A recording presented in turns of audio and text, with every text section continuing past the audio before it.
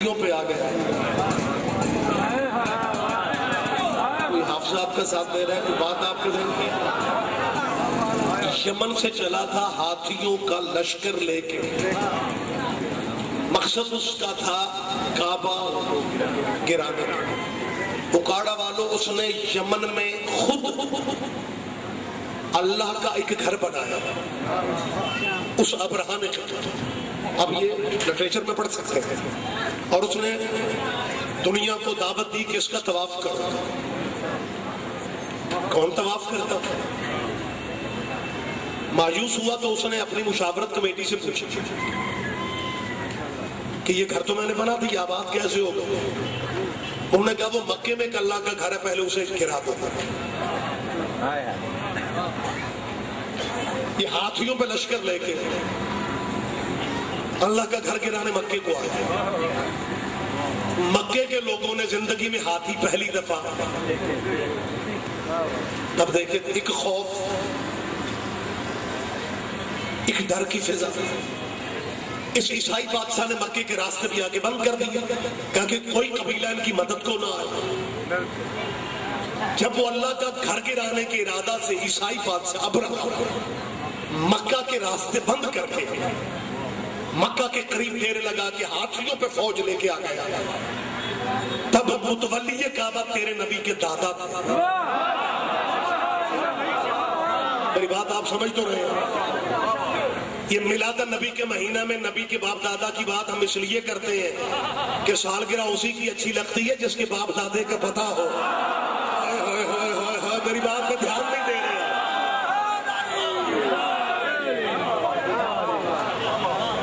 بھائی جس خوشیاں مکمل تب ہوگی جب پتا ہو کہ یہ بچہ پیدا کہاں ہوا ہے. متولی کعبہ شیعہ سنی اہل حدیث بھائیوں, یہ تاریخ کہہ رہی ہے جب ابرہہ بادشاہ کعبہ گرانے آیا تھا, متولی کعبہ ہمارے نبی کے دادا حضرت عبد المطلب تھے.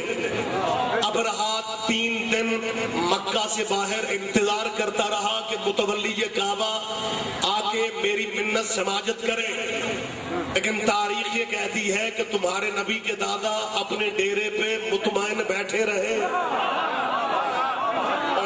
شاید میری بات پہ آپ دھیان نہیں دے رہے. عیسائی بادشاہ بڑا ظالم اور بڑا جابر, لیکن نبی کے دادا اپنے ڈیرے پہ پورے اطمینان سے مطمئن بیٹھے رہے. تاریخ مسلمانوں کی مشترکہ یہ کہتی ہے کہ تیسرے دن ابرہہ کے سپاہی عبد المطلب کے ڈیرے سے, عبد المطلب کے کھیتوں سے, عبد المطلب کی چراگاہ کی اونٹ جو ہے وہ گرفتار کر لے گئے. ابرہہ کے سپاہی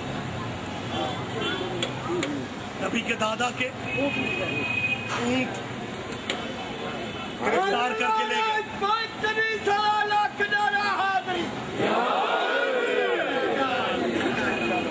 نبی کے دادا کے کھیتوں سے اونٹ, کاش میرے پاس اس علاقے والوں وقت ہوتا تفصیلات میں جانے کا, تو پھر میں بتاتا مسلمانوں کی غلط فہمی اب ذہنوں میں نسل در نسل کتنی ہے. نبی کے دادا نے اپنے بیٹے حضرت عبداللہ کو ذبح کرنے کی ایک منت مانی تھی کہ اللہ مجھے 10 بیٹے دے گا, میں اپنا سب سے پیارا بیٹا اللہ کی راہ میں ذبح کر دوں گا. یہ تاریخ میں بندے پڑھتے بھی ہیں کہ نبی کے دادا نے منت مانی تھی, پھر بھی پوچھتے ہیں منت ٹوری کتوں سے. لیکن مکے کے شہر کے لوگوں نے آ کے کہا حضور آپ اپنی بات پہ سچ کہہ رہے ہیں, آپ نے اپنی منت کہتے ہیں میں نے پوری کرنی ہے. سب سے پیارا بیٹا نور محمدی کا حامل عبداللہ, جس کی پیشانی میں محمد کا نور تھا, اس کے ذبح ہونے کی منت کا وقت آ گیا, ذبح کر دوں گا. عبد المطلب کہتے ہیں کر دوں گا ذبح. پورا شہر کہہ رہا تھا حضور ایسا نہ کریں, آپ یوں کریں, آپ قرآن اندازی کریں. 10 اونٹ ایک پرچی پہ لکھیں, دوسری پرچی پہ عبداللہ کا نام لکھیں, قرآن کرو, قرآن اندازی کرو. اگر عبداللہ کا نام پھر بھی نکلے 10 اونٹ اور بڑھا دو. پھر عبداللہ کا نام نکلے 10 اور اڑا دو. عبد المطلب کو یہ تجویز پسند آئی. 10 اونٹ کی پرچی ڈالتے گئے, 10 اونٹ میں اضافہ کرتے گئے. اکھاڑا کے شیعہ سنیوں جب 100 اونٹوں کی پرچی عبداللہ کے نام کے ساتھ ڈالی, پھر عبداللہ کا نام نہ نکلا. 100 اونٹوں کو ذبح کر کے تیرے نبی کے دادا نے مکے کے غریبوں کو کھلا دیا. اور جس کے ڈیرے پہ 100 اونٹ ذبح ایک دن میں ہو جائے وہ بندہ غریب ہوتا ہے. ہائے ہائے ہائے, اکھاڑا والوں رحمت فرماؤ میرے ساتھ. تیرے نبی کا قبیلہ ڈیرے دار قبیلہ تھا. یہ محمد کی اور اس خاندان کی غربت دنیا کو اس لیے سناتے ہو تاکہ فتق میں پردہ پڑ جائے. جس نبی کے دادا کے ڈیرے کے 100 اونٹ پہلے ذبح ہو گئے تھے, وہاں اب بھی اتنے اونٹ, اس کے باقی اونٹ گرفتار کر کے لے گئے.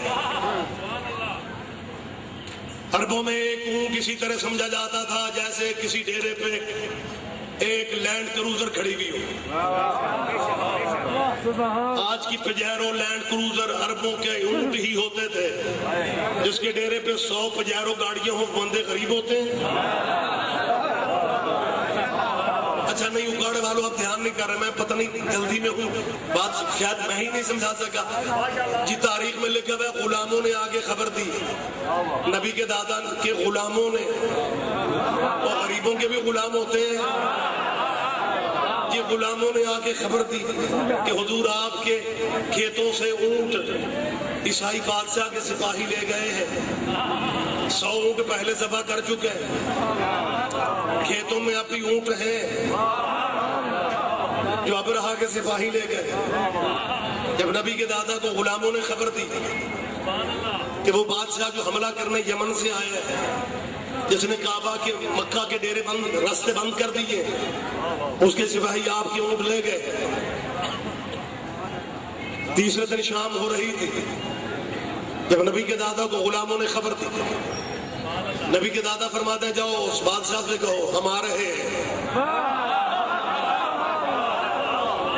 شیعہ سنی مسلمانوں, یہ تیرے نبی کے باپ دادا کی کہانی ہے, شوق سے سنا کرو. جب نبی کے دادا کا یہ پیغام ابرہا بادشاہ کو پہنچا کہ وہ متولی کعبہ سردار بنو ہاشم کہہ رہا ہے کہ ہم آ رہے ہیں, اس نے کہا 3 دن میں نے اس کا انتظار کیا, اس نے میری توہین کی, آج اس کے میں نے اونٹ پکڑوائے ہیں تو آج آ رہے ہیں. اس نے کہا میں عرب کی ریتیں بدل دوں گا.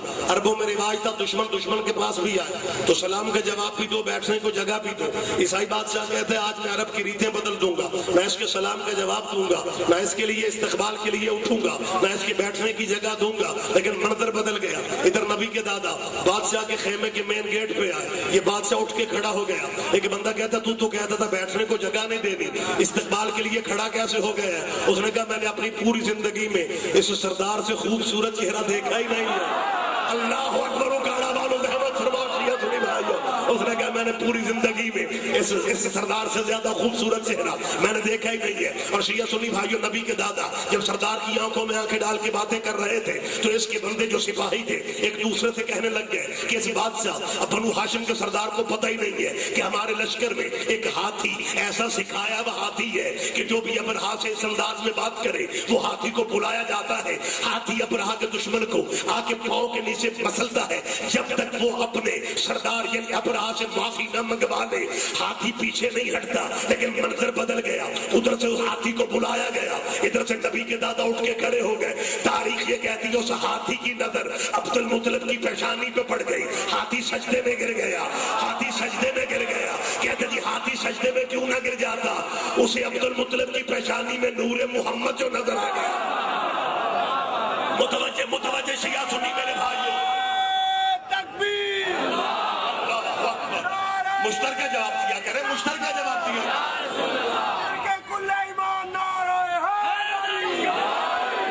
گفتگو میں کلوز کر رہا ہوں, گفتگو میں تمام کر رہا ہوں. نبی کے دادا سے اس عیسائی بادشاہ نے ایک فکرہ کہا. جب نبی کے دادا نے شادی مطمئن لہجے میں کہا کہ ہم اپنے اونٹ لینے آئے ہیں, جن بندوں کو نبی کی آباء و اجداد کا دین اور عقیدہ سمجھ میں نہیں آتا وہ عیسائی بادشاہ کا فکرہ سنو, شاید تجھے تیرے نبی کے باپ دادے کا مذہب سمجھ میں آ جائے. جب نبی کے دادا نے کہا نا ہمارے اونٹ واپس کرو, اس نے کہا میں تیرے اللہ کا گھر گرانے آیا ہوں، تیرے اللہ کا گھر، تیرے اللہ کا گھر۔ کوئی اللہ والو اور اللہ والو، اللہ والو اور توحید کا ایمان کسے کہتے ہیں کہ وہ عیسائی مان رہا تھا گھر تیرے اللہ کا ہے۔ اس نے کہا میں تیرے اللہ کا گھر گرانے آیا ہوں، تجھے اپنے اونٹوں کی فکر ہے لیکن اللہ کے گھر کی فکر نہیں۔ نبی کے دادا کا ایمان دیکھو، نبی کے دادا اسی مطمئن لہجے میں کہتے ہیں اونٹ میرے ہیں، انہیں بچانا ذمہ داری میری ہے، گھر جس کا ہے۔ اللہ اکبر اکارا کہ مسلمان ہو جاؤ میرے ساتھ۔ نبی کے دادا کا عقیدہ دیکھو، نبی کے دادا فرماتا ہے گھر جس کا ہے وہ جانے یا گھر کا تحفظ جانے۔ ابھی کے نبی کے دادا کے فکرے ختم نہیں ہوئے تھے، یا اللہ نے فوری آپریشن شروع کر دیا۔ آسمانوں سے ابابیلیں اتری، ابابیلوں نے کنکریاں پھینکی، ابابیلوں کی کنکریوں کا پھینکنا تھا۔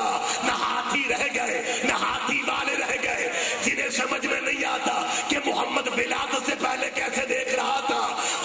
خدارا مسلمانوں جو بندے یہ عقیدہ رکھتے ہیں کہ جی ولادت سے پہلے نہیں دیکھا جاتا، انہیں قرآن پہ ایمان تو رکھنا چاہیے۔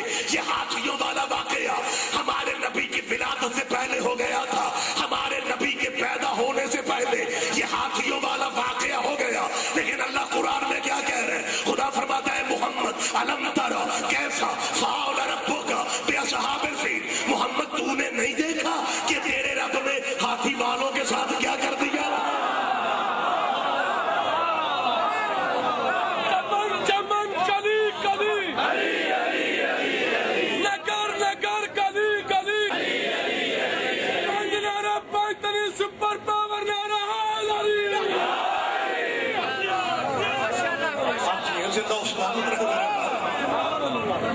یہ واقعہ تمہارے نبی کے ظہور سے پہلے ہو گیا، اور خدا کہہ رہے محمد تو نے نہیں دیکھا کہ تیرے رب نے؟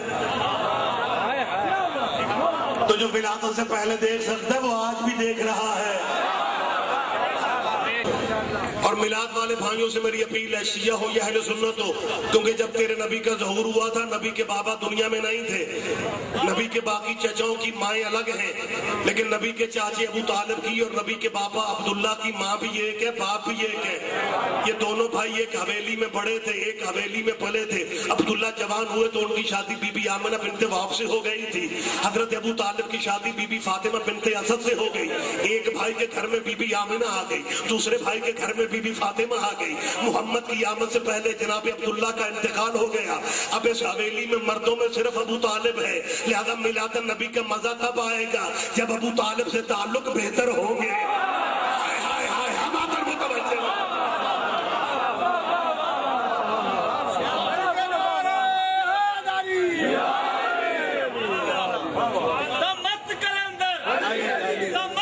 مستر کا جواب دے، مستر کا جواب دے۔ پچھلے بولو، ذرا پرلے بولو، ذرا پچھلے بولو، ذرا دوسرا بھی بولو، منارہ حیدری۔ متوجہ ہے سلطان علی اللہم صلی علی محمد۔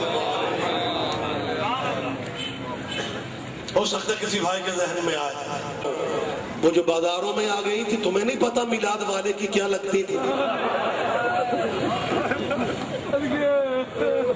آباد دین اسلام کی خاطر ہے، جن بہو بیٹیوں کو بازاروں میں پھرایا گیا وہ میلاد والے کی کوئی بیٹی تھی؟ کوئی سی میلاد والے محمد کی نواسی تھی؟